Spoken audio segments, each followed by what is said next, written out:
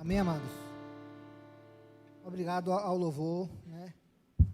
Nós vamos falar hoje aqui um pouco sobre o conhecimento de Deus como a fonte para uma fé forte.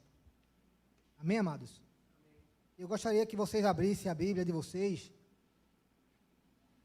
lá no livro de Oséias.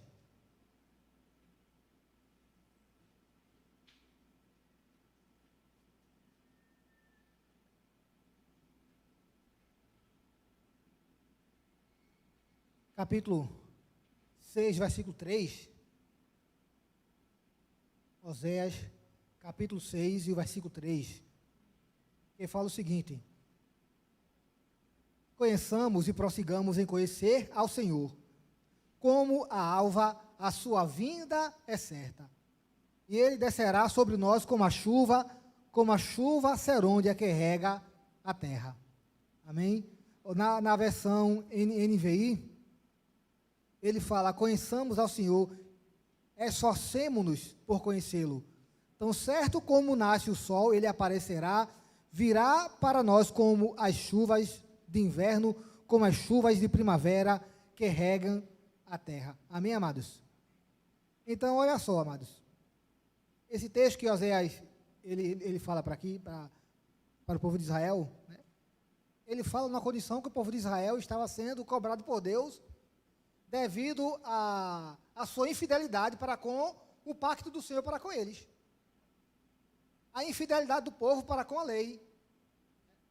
Porque Deus, ele chamou aquele povo, amou, tirou da terra do Egito, levou eles para uma terra que não pertencia a eles, deu vitórias, estabeleceu eles, mas no local onde eles não tinham condições de possuir, mas Deus os abençoou. Deus instituiu para eles leis, sacrifícios, adoração, mas aquele povo, amados, eles simplesmente abandonaram ao Senhor. E por conta disso, o povo estava padecendo. Textos atrás, o profeta vai dizer: o meu povo, ele perece porque está lhe faltando conhecimento. E essa falta de conhecimento ele vai atribuir, porque os sacerdotes não estavam ensinando a lei para o povo. Os sacerdotes estavam rejeitando a lei, e por rejeitar a lei não ensinavam ao povo. Então havia uma causa, um motivo pela qual aquele povo estava sendo destruído.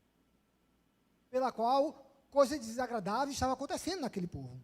Amém, amados? Então, pessoal, contudo, amados, a razão principal para que aquela situação de Israel era a falta do conhecimento de Deus. Ainda que por o sacerdote não ensinar a palavra, mas a principal razão era o conhecimento de Deus. Porque lá no capítulo 4, e o versículo 1, ele vai dizer, na versão NVI: israelitas, ouçam a palavra do Senhor, porque o Senhor tem uma acusação contra vocês que vivem nesta terra. A fidelidade e o amor desapareceram desta terra, como também o conhecimento de Deus. E aqui a gente vê no capítulo 6, ele fazendo um convite para que o povo possa voltar-se para conhecê-lo. E sabe, amados, a gente sabe que a Bíblia, amados, é a mesma Bíblia que fala, né? Conhecereis a verdade, e a verdade vos libertará em relação a conhecer a palavra, conhecer aquilo que Deus tem para nós e conhecer a Jesus Cristo. A mesma palavra também diz lá em 2 Pedro 3,13, crescer na graça e no conhecimento de nosso Senhor e Salvador Jesus Cristo. Então, partindo desse tema que eu coloquei, o conhecimento de Deus, a fonte para uma fé forte. É possível conhecer a Deus? Qual a definição de conhecimento de Deus? E sabe, amados, que aqui a gente parte para um pressuposto, porque, olha só, eu peguei aqui uma frase do pastor Heber Campos, que ele fala o seguinte: ao contrário das outras religiões, o cristianismo fala da existência de um Deus que se revela dando-se a conhecer aos seres humanos. Não podemos provar a existência de Deus apenas crer na sua revelação. Por quê? Porque Deus não pode ser detectado pela experiência laboratorial, nem por qualquer tipo de demonstração científica.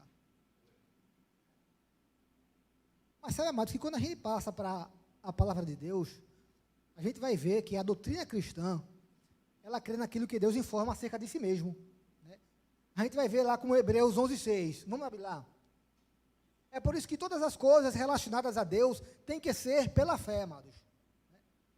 Hebreus 11:6, ele fala o seguinte: sem fé é impossível agradar a Deus, pois é necessário que aquele que se aproxima de Deus creia que Ele existe e que se torna galardoador daqueles que o buscam. Amém, amados? E sabe, amados, que quando a gente vai lá para o Antigo Testamento, no começo de tudo, a gente vai ver que a Bíblia, ela não só pressupõe que Deus possa ser conhecido, mas também afirma claramente que Ele se fez conhecido. Aí 2 textos bem claros, Salmos 103, versículo 7.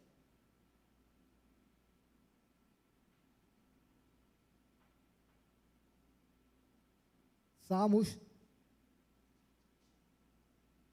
103 e o versículo 7. Ele fala o seguinte: manifestou os seus caminhos a Moisés e os seus feitos aos filhos de Israel. Aí agora a gente vai lá para Êxodo, capítulo 6, versículo 3. Ele vai falar o seguinte: quando ele apareceu a Moisés na sarça, né, ele fala o seguinte, ó: apareci a Abraão, a Isaque e a Jacó como Deus Todo-Poderoso, mas pelo meu nome, o Senhor, não lhes fui conhecido. Ou seja, ele apareceu, ele se revelou. Então a gente pode ver aqui, amados, que a grande pressuposição da Bíblia é que Deus existe. É por isso que lá a Bíblia ela já começa em Gênesis 1, né? No princípio criou Deus os céus e a terra. A Bíblia é a evidência de que Deus existe. E essa evidência, ela está na natureza. Ela está no universo. A gente pode ver aí, amados, alguns textos, como por exemplo, Salmos 104, versículo 24.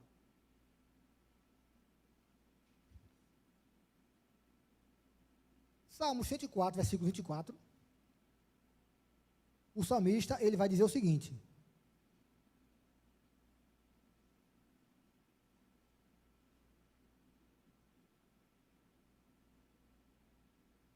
que variedade, Senhor, nas tuas obras, todas com sabedoria as fizestes, ó, cheia esta terra das tuas riquezas. O Salmos 19, o versículo 1 e 2, ele fala o seguinte: os céus proclamam a glória de Deus, e o firmamento anuncia as obras das suas mãos. Um dia discursa a outro dia, e uma noite revela conhecimento a outra noite. Então veja só, Romanos também fala que os atributos invisíveis de Deus e o seu eterno poder, sua divindade, claramente se reconhece por meio das coisas que foram criadas. Então veja, para o salmista, a criação é uma evidência da grandeza daquele que a fez. Porque a natureza nunca para de anunciar. Os céus anunciam a glória de Deus. Veja, no silêncio, a gente vê uma noite, ela entra, o dia amanhece, a noite chega no silêncio, mas a natureza está evidenciando a glória de Deus. E quando o apóstolo Paulo fala em Romanos dos atributos de Deus na natureza, ele está dizendo que o testemunho de Deus se encontra presente na criação. Aí talvez isso para a gente hoje não seja tão claro. Mas se você voltar lá atrás, quando o apóstolo Paulo falou isso aqui, ele está falando lá do começo, quando a terra ainda era 100% virgem. A gente hoje, amado, se encanta com a beleza da criação. Né? A gente às vezes vai para lugares que a gente vê que coisa linda, só podia ter sido Deus que fez. Agora, imagine isso lá no começo. Como não era evidenciado a grandeza de Deus, a glória de Deus, nos seus atributos, através da criação. Porque se a gente for observar, amados, hoje a terra, a topografia da terra, ela não é a mesma depois do dilúvio. Porque o dilúvio, quando veio, ele mudou a topografia da terra. Por conta do pecado. Amém, amados? Aí vem o seguinte: o conhecimento de Deus pressupõe revelação. Porque, sabe, amados, A mente humana, ela não pode conhecer a Deus, a menos que Deus se revele. E é isso, amados, que o apóstolo Paulo, ele fala lá em Romanos, a gente viu o capítulo 1, versículo 20, mas no versículo 19,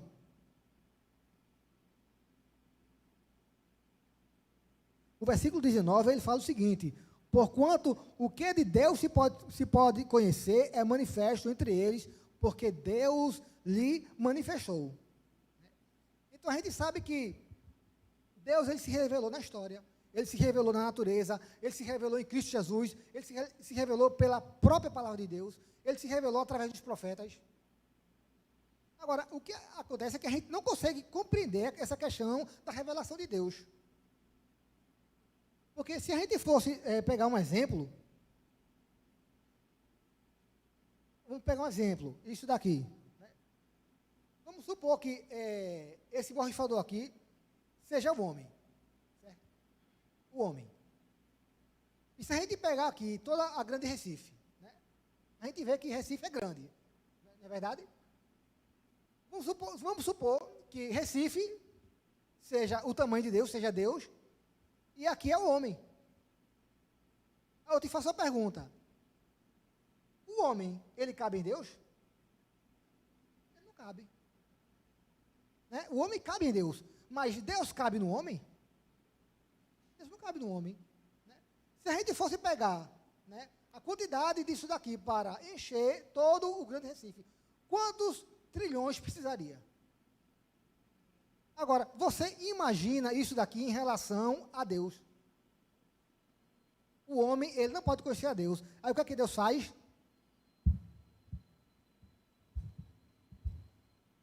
De todo o Grande Recife, que é Deus, ele pega isso aqui. Isso daqui é a revelação de Deus. Aí ele vai e se revela ao homem, e coloca no homem. Então veja que, mesmo aquilo que a gente conhece da revelação de Deus, daquilo que Deus se revelou para Deus, não é, amados, 1/1000 daquilo que Deus é. É por isso que vários textos, amados, da Bíblia, quando evidencia essa questão da revelação, ele mostra, amados, o quanto Deus é grande. Veja só.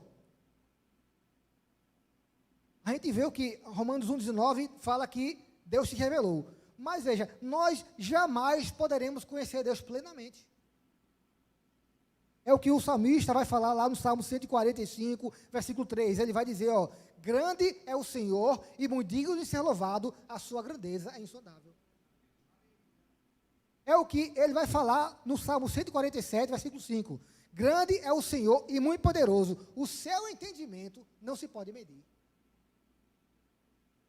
Salmos 139, versículo 6, ele vai dizer, ó: tal conhecimento é maravilhoso demais para mim, e sobremodo elevado, não o posso atingir. Agora, observe que o salmista, ele está falando exatamente do conhecimento de Deus. Ele não pode dizer, amados, que a grandeza de Deus, o entendimento de Deus é insondável, se ele não conhecesse. Ele está falando daquilo que Deus revelou. Veja, se aquilo que Deus revelou para o homem é grande demais, imagine o próprio Deus. Se aquilo que Deus revelou para o homem é impossível você prescrutar, imagine o próprio Deus. É por isso que o apóstolo Paulo, quando chega lá em Romanos, capítulo 11, versículo 33, a gente conhece bem esse texto, ele vai dizer, ó a profundidade da riqueza, tanto da sabedoria como do conhecimento de Deus, quão insondáveis são os seus juízos e quão inescrutáveis os seus caminhos. Então, jamais poderíamos conhecer Deus plenamente, porque Deus é insondável. Deus é infinito. Por isso que Isaías, no capítulo 55, versículo 8 e 9, ele vai dizer, né? Assim como os céus são mais altos que a terra, assim os meus caminhos são mais altos que os vossos caminhos, e os meus pensamentos mais altos do que os vossos pensamentos. Porque Deus está num patamar muito elevado. Mas olha só, jamais seremos capazes de conhecer Deus o bastante, certo? Mas nós podemos conhecer Deus de modo verdadeiro. Essa é a grandeza de Deus. Porque aquilo que ele se revelou para nós, ainda que a gente não consiga compreender e entender a sua profundidade, nós podemos conhecer de forma verdadeira. Nós podemos plenamente confiar que é verdadeiro. A gente pode ver aí, amados, alguns textos, como por exemplo, 1 João capítulo 4, versículo 8, nós podemos atestar, amados, que é verdadeiro dizer que Deus é amor. Deus é amor. Porque é isso que lá em 1 João 4 e o versículo 8 ele fala. Deus é amor. Né? 1 João capítulo 1, versículo 5 vai dizer que Deus é luz. Né? João capítulo 4, versículo 24 vai dizer que Deus é espírito. Romanos 3, 26, ele vai dizer que Deus é justo. Né? E lá no Salmos capítulo 90, versículo 2, vai dizer que Deus é eterno. Vamos ler esse salmo, eu gosto desse salmo. Salmos 90, versículo 2.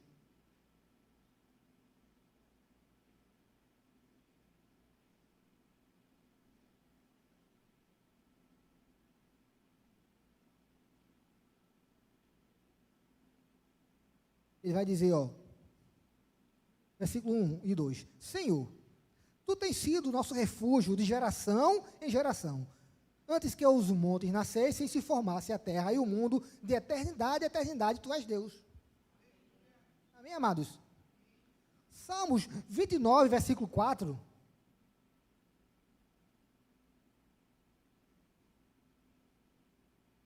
Salmos 29 e o versículo 4. Ele vai dizer: a voz do Senhor é poderosa, a voz do Senhor é cheia de majestade, a voz do Senhor quebra os cedros. Sim, o Senhor despedaça os cedros do Líbano. Aí vai o versículo 7, ele vai dizer: a voz do Senhor despede chama de fogo, a voz do Senhor faz tremer o deserto, a voz do Senhor faz tremer o deserto de Cádiz, a voz do Senhor faz da cria as costas e desnuda os bosques, e no seu templo tudo diz glórias. Veja, tudo isso que a gente viu aqui. Que Deus é amor, que Deus é luz, que Deus é espírito, que Deus é justo, que Deus é eterno, que Deus é poderoso, não implica nem exige que sabemos na sua plenitude, mas que podemos ter certeza que é verdade. Isso é uma fonte para a nossa fé, para a nossa confiança. Porque quando o salmista fala, né, que de eternidade e eternidade o Senhor é Deus. E quando a gente olha Deus se revelando na história e como ele se manifestou, todos aqueles amados que colocaram sua confiança nele foram atendidos. Ninguém jamais foram envergonhados. Há um salmos que ele fala o seguinte: nossos pais confiaram em ti. Confiaram e se livraram. A ti clamaram e os livrastes. Confiaram em ti e não foram confundidos. Então, o conhecimento de Deus, amados, é essa fonte para nós. Agora, uma coisa importante que nós precisamos saber é a definição de conhecimento de Deus. Como nós podemos definir? Na Bíblia e para nós. Porque, veja só, na Bíblia, conhecer Deus, ele é mais do que conhecimento intelectual. Né? Conhecimento na Bíblia, no Antigo Testamento, significa comunhão, familiaridade íntima com alguém ou algo. Amém, amados? Por isso que quando o apóstolo o Oséias fala que no capítulo 4, né, sobre o conhecimento de Deus, ele traduz um termo hebraico que servia para indicar o relacionamento íntimo entre marido e mulher. Isso significa que, na declaração, o meu povo perece por falta de conhecimento, esse conhecimento é muito mais do que uma simples compreensão das coisas de Deus. Esse conhecimento significa um relacionamento pessoal com Ele. Então, o conhecimento de Deus diz respeito à vida como um todo. Né? É essencial para a comunhão com Deus e também para a fé. É um conhecimento do coração que exige amor do homem, é um reconhecimento de Deus como Deus, é a rendição total a Deus como Senhor. Significa compromisso, confiança, obediência à vontade de Deus. Então, conhecer a Deus no Antigo Testamento significava além de ter um entendimento intelectual de quem ele era ter um relacionamento pessoal, emocional com ele e ser obediente à sua aliança e mandamento. Ou seja, era conhecê-lo de forma relacionamento, e de forma experimental, ou seja, na prática. É exatamente isso, amados, que a Bíblia revela para nós. Porque veja, quando Deus chama Abraão, ele diz: Abraão, eu vou te levar para uma terra, que você não conhece, para te dar como herança para a tua geração, o lugar onde você pisar será seu. Aí Abraão sai, simplesmente sem conhecer, mas confiando em Deus. Em cada lugar que Abraão passava, Abraão erigia um altar ao Senhor, ou seja, veja, relacionamento, comunhão. E à medida que Abraão ia se relacionamento com Deus, Deus se manifestava a ele. A gente tem um exemplo claro disso daí, num determinado período, onde a qual Abraão já estava lá estabelecido, e houve uma guerra de 5 reis contra 4 reis, os reis que venceram levou cativo aquele povo, onde a qual o sobrinho de Abraão também foi levado cativo. Veja, aí Abraão pega dos seus homens, 318 homens, e vai lá para lutar contra 4 reis. Olha que loucura. 4 reis que havia ganhado uma guerra contra 5 reis, levado escravo todo mundo. Aí Abraão agora vai com 318 homens. A Bíblia fala que ele subjuga aquele exército, traz todo o despojo e traz o seu sobrinho lá de volta. Tem explicação isso? Veja, ele passou a experimentar ali, o Senhor, o Jeová, Senhor dos senhores, o general dos generais, o Senhor das guerras e das batalhas, aquele que dá vitória, o grande eu sou. Aí quando ele volta da guerra, a gente vê que Melquisedeque, que era rei de Salém e também sacerdote do Deus Altíssimo, vai até Abraão e o abençoa. Bendito seja Abraão pelo Deus Altíssimo, que possui os céus e a terra. Vê que maravilha.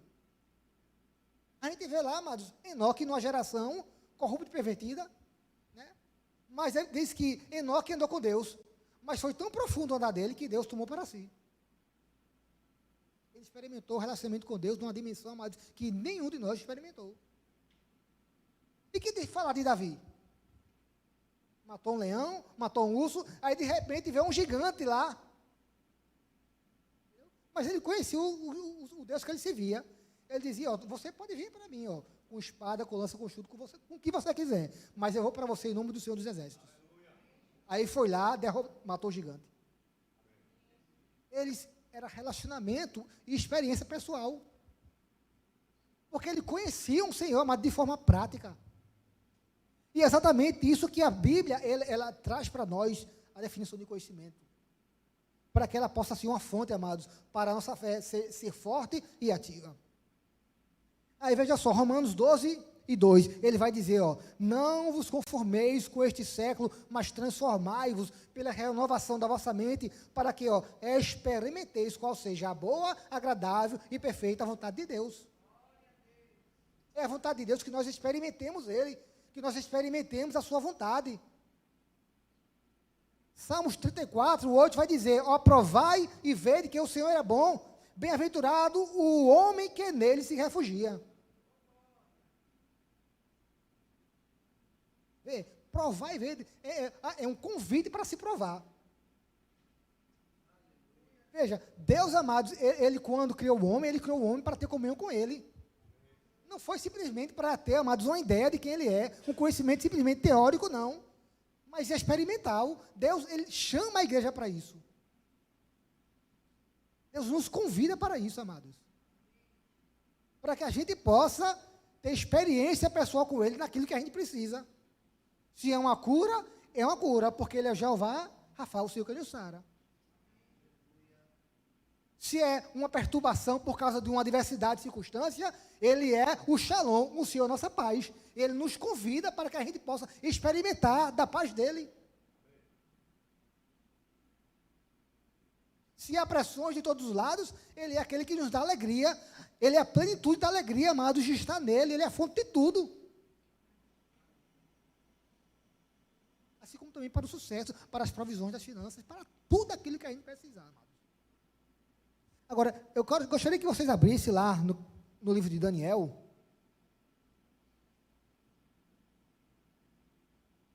Daniel, capítulo 11.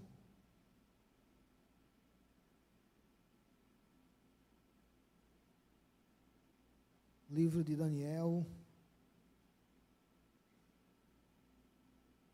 capítulo 11, e o versículo 32.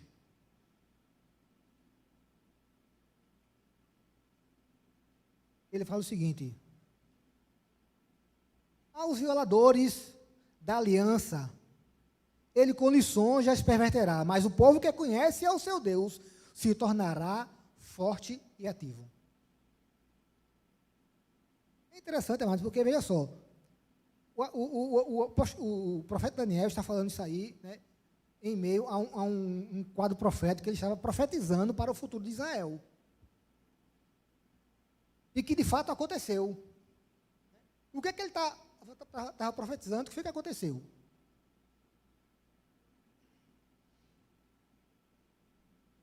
Ele estava falando para um quadro profético que ia acontecer com o povo de Israel, onde ao qual o povo de Israel ele foi perseguido por um tirano lá chamado Antíoco Epifânio, que esse homem, ele quando entrou lá perseguindo o povo de Israel, ele profanou o templo de Israel, ele profanou o sacrifício, né? Ele fez um bocado de barbaridade, levou o povo cativo. Então, ele acabou, amados, com a adoração do povo de Israel, mas só que havia um povo lá, naquela época, que era fiel a Deus, que é o que se chama, o período que é chamado de Macabeus. Esse povo, essa dinastia de Macabeus, eles resistiram àquele rei, né? E em 3 anos eles conseguiram destruir todo aquele exército do rei, né? E recuperou Jerusalém, né? Eles santificaram o templo, eles trouxeram de volta a adoração ao Senhor, eles santificaram o Santo dos Santos, né?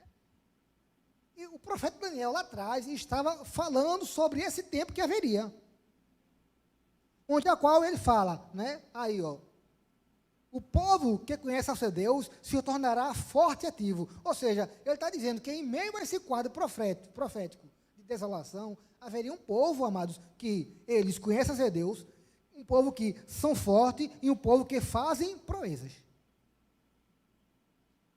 Mas por que eles são fortes e por que eles fazem proezas? Porque eles conhecem a Deus. Isso mostra que o conhecimento de Deus eleva a nossa fé, nos tornando forte e ativo. E sabe, mas a gente conhece, amados, a gente tem um conhecimento de Deus muito teórico. A gente precisa ter na prática. Amém, amados? Porque a gente sabe que Deus, eu até coloquei aqui, ó, Deus, ele é autoexistente, é autossuficiente, ele é soberano, ele é eterno, ele é autoconsciente, ele é criador do universo, ele é fonte de vida e paz e de toda a bênção. A gente sabe disso. Mas a gente precisa tornar esse conhecimento, né, para que seja algo que vai nos impulsionar na fé. Eu gostaria de trazer para vocês, né, como a gente pode trazer isso aí na prática.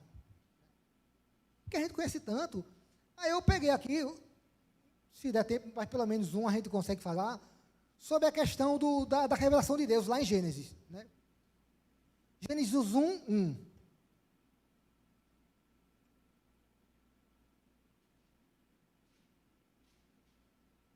Gênesis capítulo 1, versículo 1.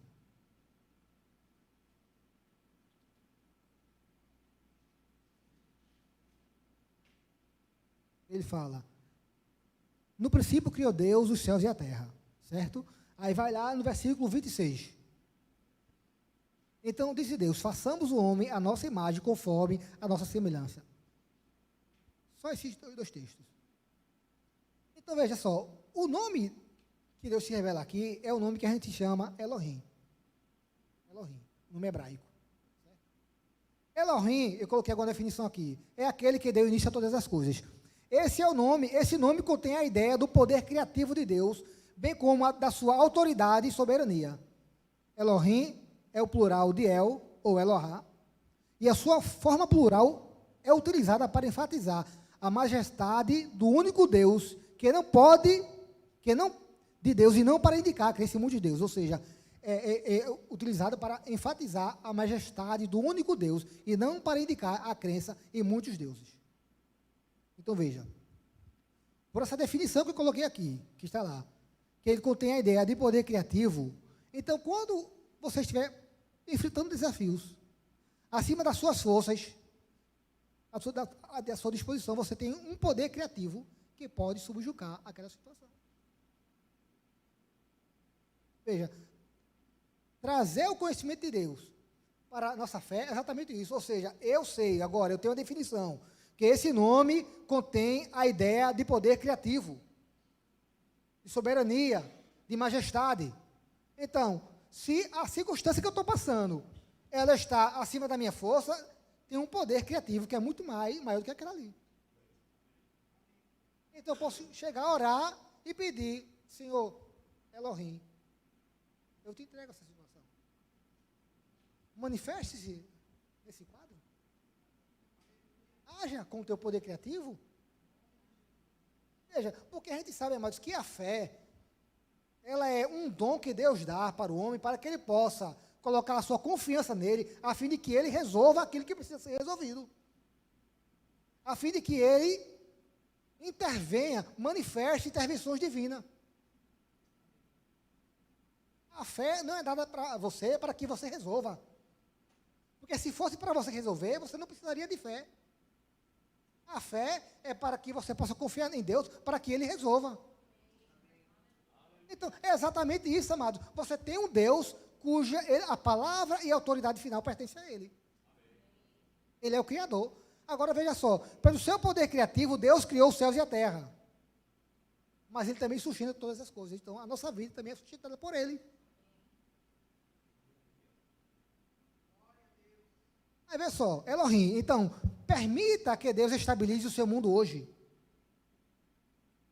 Peça a Ele para que Ele estabilize as áreas que você vê que está desestabilizada. Amém, amados?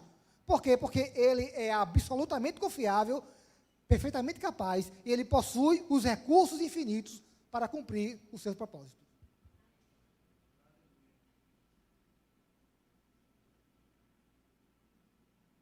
Elohim é Deus poderoso e forte, ou seja, onipotente. Ele fez tudo do nada, Ele colocou ordem no caos e Ele fez nascer a beleza. Então, Ele pode fazer tudo na sua vida, Ele pode colocar ordem em qualquer área que estiver desajustada na sua vida. Ele pode trazer a beleza em qualquer área da sua vida que estiver sem beleza. Veja. Conhecimento de Deus, você agora conhece, você tem agora o conhecimento teórico. Mas Deus chama você para que você possa ter isso de forma experimental. É Deus trabalhando no caos da sua vida, nas áreas da sua vida. Quando a Bíblia fala lá no início, né, a terra estava sem forma e vazia, mas o Espírito de Deus se movia sobre a face da terra. Isso mostra que o Espírito de Deus, ele também está se movendo no caos da sua vida, esperando somente uma palavra de Deus, amados. E quando Deus fala, basta apenas uma palavra de Deus para que todas as coisas possam cooperar para o nosso bem. Para que a escuridão vá embora, para que os caos sejam desfeitos, para que a beleza se torne a existir. Por quê? Porque Ele é o quê? O Elohim. Aquilo que Ele fez com a criação, Ele também faz na nossa vida. Sabe, amados, quando a Bíblia fala que no princípio criou Deus os céus e a terra estava sem forma e vazia, isso mostra para nós que houve um momento onde a qual a terra, ela não estava sem forma e vazia. Algo aconteceu para que a terra tivesse daquele jeito. E quando a gente traz para a nossa vida, a gente sabe, amados, que Deus, Ele criou o homem perfeito. Mas quando o homem pecou, o pecado desestabilizou todas as áreas da nossa vida. E nós agora estamos em reconstrução. E para isso, ele nos deu o seu Espírito. Nós somos templo e morada do Espírito Santo. E o primeiro papel, amado, do Espírito Santo na vida do cristão é fazer com que a vida de Deus e o caráter de Deus seja desenvolvido na nossa vida. Elohim é Deus vivo e Deus criador. Né? Esse termo Elohim é usado no sentido geral de divindade, certo? O termo Elohim, ele é tanto utilizado para deuses pagãos, como ele é utilizado para homens, como para anjos. Agora, como eu posso saber que esse Elohim aqui, no princípio criou Deus, os céus e a terra, Elohim é o Deus dos céus, é o Deus criador. Sabe, amados, há um vocábulo aqui, chamado no hebraico bará, que é traduzido por criar, que só se usa em conexão com a atividade de Deus. E esse vocábulo significa criar do nada ou criar algo completamente novo, sem precedente. Então, só Deus cria do nada. O homem não cria, os anjos não criam. De fato, os ídolos pagãos, nunca é atribuído a ídolos pagãos ele criar. Porque quando a Bíblia faz uma comparação entre Deus e os ídolos pagãos, ele diz, eles têm boca, não falam. Tem ouvido, não ouvem. Tem olhos, não veem. Tem nariz, mas não cheiram. Tem mãos, mas não pegam. Tem pernas, mas não andam. Mas nosso Deus é o Deus criador, amados. E sabe, amados, quando a gente pega as inferências do nome Elohim em relação a Deus, a gente vai ver, em relação à sua soberania, a gente vai ver lá em Isaías 54, versículo 5, que Deus, ele é o Deus de toda a terra. Isaías, capítulo 54, e versículo 5. Porque teu Criador é o teu marido, o Senhor dos Exércitos é o seu nome, e o Santo de Israel é o teu Redentor. Ele é chamado o Deus de toda a terra. Jeremias 32, versículo 27, ele vai dizer que Deus, ele é o Deus de todos os viventes. Jeremias 32, e o versículo 27. Eis que eu sou o Senhor, o Deus de todos os viventes. Acaso haveria coisa demasiadamente maravilhosa para mim? Sabe, amados, que foi exatamente essa pergunta que Deus fez a Abraão, quando ele fala lá em Gênesis 18, 14. Acaso haveria alguma coisa demasiadamente difícil para o Senhor? Quando Deus, ele falou para Abraão, já havia se passado, amados, 25 anos, e Abraão, amados, ainda não havia obtido a promessa do filho dele. Aí Deus aparece a Abraão, quando Abraão tinha, já quase 100 anos de idade, 99 anos de idade, Sara com 90 anos de idade.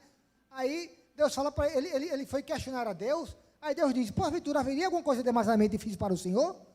Veja, Gênesis 18.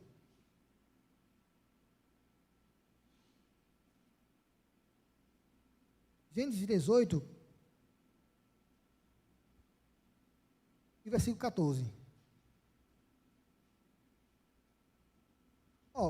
Do versículo 12, riu-se, pois, Sara no seu íntimo, dizendo, consigo mesma, depois de velha, e velho também, meu senhor, terei eu ainda prazer? Disse o Senhor a Abraão, por que se riu Sara, dizendo, será verdade que darei ainda luz, sendo velha? Acaso para o Senhor a coisa demasiadamente difícil? Daqui a um ano, neste mesmo tempo, voltarei a ti, e Sara terá um filho. E sabe, amados, que quando a gente vê o apóstolo Paulo falando esse texto lá em Romanos, ele vai dizer, Abraão, esperando contra a esperança, creu para vir a ser pai de numerosas nações. Conforme lhe fora dito, assim será a tua descendência. E sem enfraquecer na fé, embora levasse conta do seu próprio corpo amortecido e a idade avançada de Sara, não duvidou por incredulidade, mas pela fé, mas se fortaleceu na fé, dando glórias a Deus, estando plenamente convicto de que ele era poderoso para cumprir aquilo que ele prometera.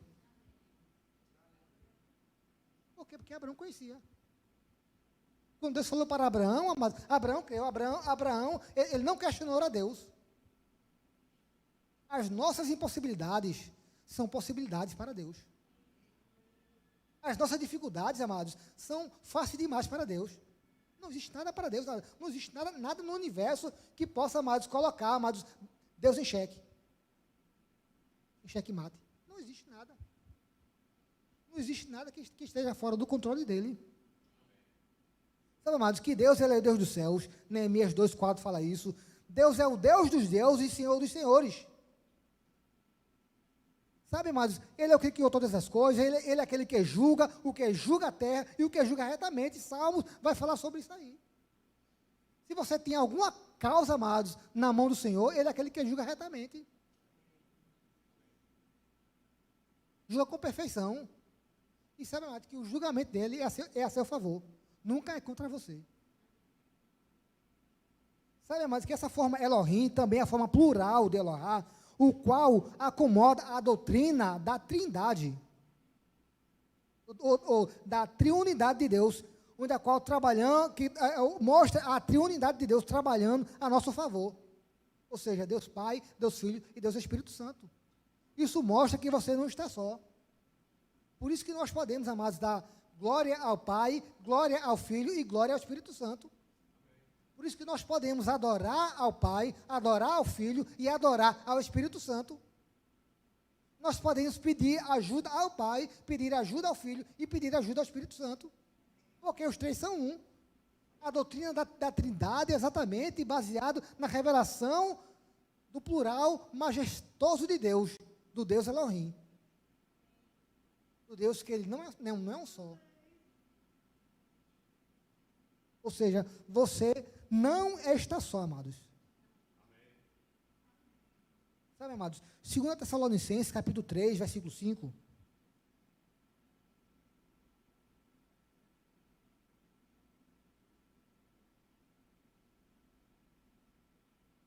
Segundo Tessalonicenses, capítulo 3, e o versículo 5.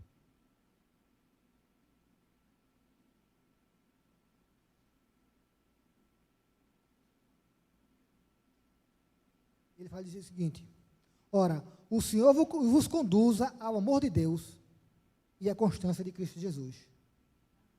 Veja, aqui ele está falando da Trindade, porque esse Senhor que ele está falando aqui é o Espírito Santo. O Espírito vos conduza ao amor de Deus, ao coração, vos conduza o vosso coração ao amor de Deus e à constância de Cristo Jesus. Então, se você vê que alguma área na sua vida está inconstante, o Espírito é aquele que vai te levar para a constância. Sabe, amados, que no propósito de Deus, na vontade dele, ele não tem, amados, instabilidade na vida de ninguém. Ele tem constância. E quando ele fala, o Senhor vos conduz ao vosso coração ao amor de Deus, a gente sabe que o amor de Deus, a primeira coisa é que o amor de Deus é restaurador. O amor de Deus nunca é acusador. Então, ele não leva o cristão ao amor de Deus para que ele seja apontado os erros, mas para que ele seja restaurado. Para que ele seja fortalecido. Para que ele seja amparado. Para que ele seja guardado. Para que ele seja, amados, direcionados nos passos que precisa dar. Nas direções que precisam tomar. Ele está nos levando para um lugar de amparo. Assim como uma mãe ampara o seu filho quando a criança está chorando. Quando o seu filho, né, ele adoece, né, ela vai procurar se munir de todos os meios necessários para que aquele seu filho seja curado. Vai levar no médico, vai comprar remédio, né, vai dar a medicação na hora certa. Quando o seu filho, ele cai, né, ela vai amparar o filho, né, ver se machucou, se quebrou, se não quebrou, né, trazendo para o amparo e para a restauração. Uma criança, amados, mesmo quando ela desobedece o pai ou a mãe, né, ele vai dizer, menino, não pula daqui. Aí a criança vai e pula. Não corra na igreja, não faça isso. A criança vai e desobedece. Ela vai, pula e se machuca. Mesmo depois que ela se machucou, sabendo que desobedeceu, ela vai para a mãe. Porque sabe que lá tem proteção, tem consolo. Ainda que depois ela vai ser cobrada. Eu não falei que você não fizesse isso, mas ela vai lá, amados. E mesmo quando o filho, amados, ele se machuca por uma desobediência, nenhum pai o abandona deixando lá. Ele vai restaurar primeiro para depois conversar com ele. Então ele está dizendo que o Espírito nos leva ao amor de Deus. Ele nos leva ao consolo. Ele nos leva à fonte das águas tranquilas. Ele nos leva para o local onde há restauração. Ele nos leva para o local onde há vida. Ele nos leva para o local onde há provisão. Onde há cura. Onde há força, onde há alegria, onde há ânimo. Mas ele também nos leva para a constância de Cristo. Aquela constância, amados, onde a qual o cristão, ele sempre vai ter o coração voltado para Deus. Onde o temor do Senhor vai estar sempre vívido. Né? Onde a qual, amados, a santificação será um processo contínuo.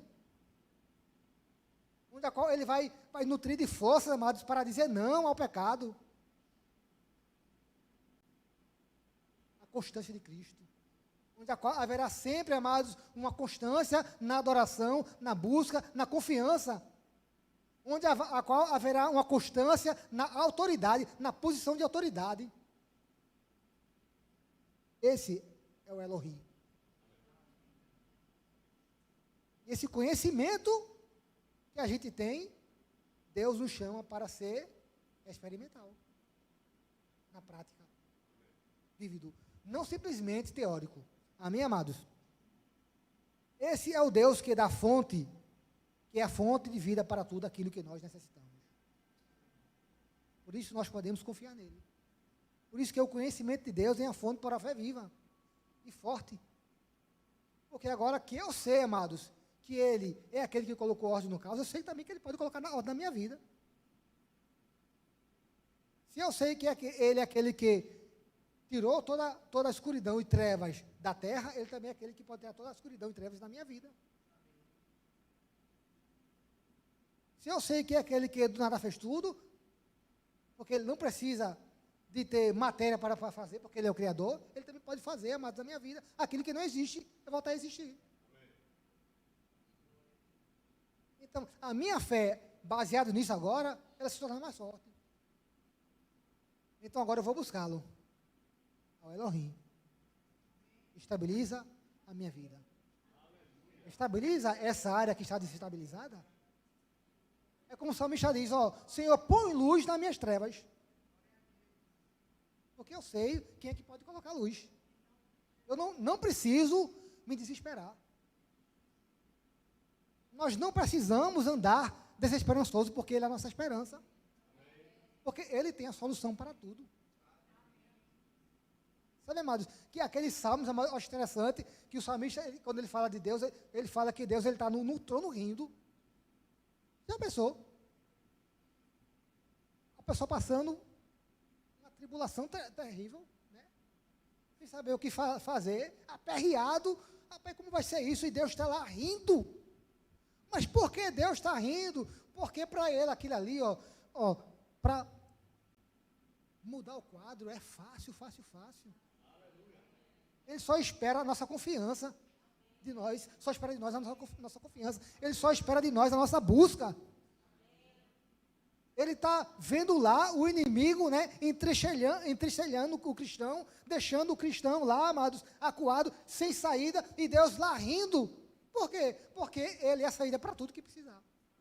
E Ele tem, Ele cria. Se não existir saída, Ele cria. A gente precisa, amados, ter mais esse entendimento desse Deus Criador.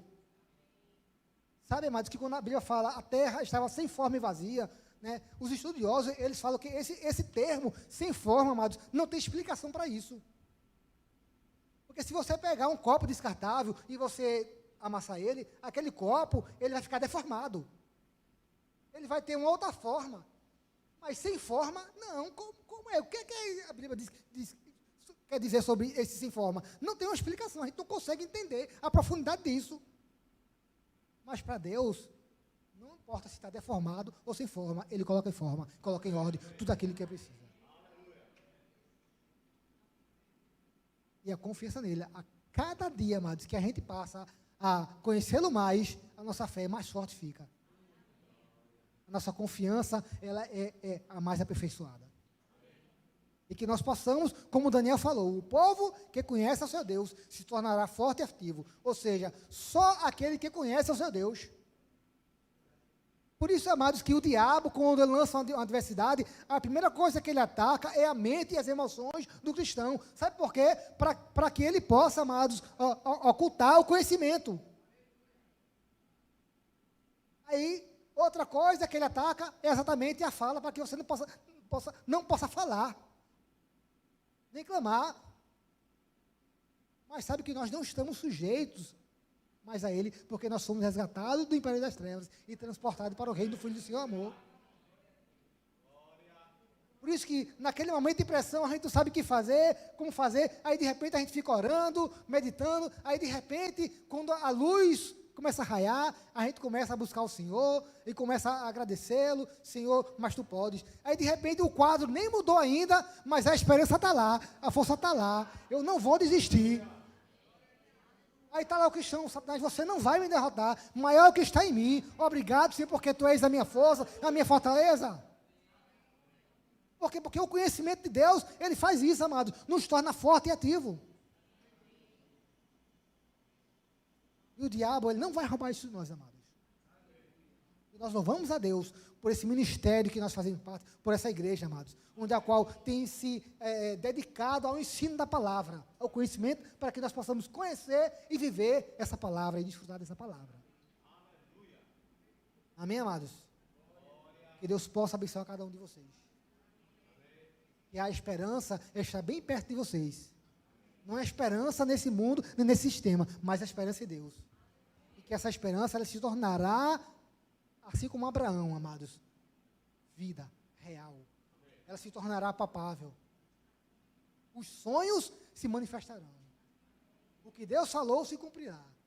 E para Deus nada é impossível. Ele é o Elohim, o Criador de todas as coisas, que coloca ordem em tudo, que traz à existência a beleza, e que tem o poder criativo de subjugar qualquer força, qualquer poder, qualquer diversidade, qualquer problema, qualquer dificuldade.